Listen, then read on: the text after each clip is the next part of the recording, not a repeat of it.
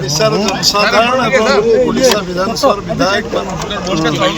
धन्यवाद देवी जे समाने एभली एक ऐतिहासिक फलाफल करिबारे समान समस्त शुभेच्छा आशीर्वाद रही सहयोग रही निश्चित भाव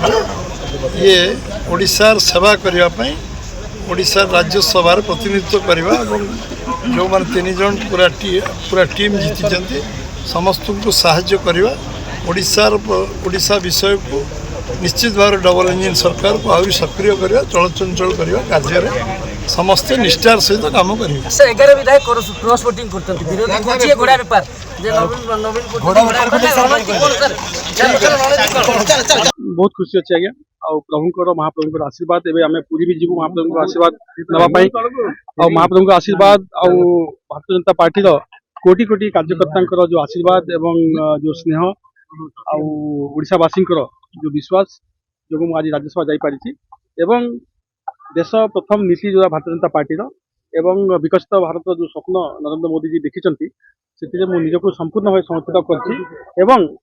करवासी जो विश्वास रही ओडिशार स्वार्थ केंद्र सरकार पाखे पार्लियामेंट रे एवं विभिन्न प्लेटफॉर्म से केमती ओडिशार स्वार्थ को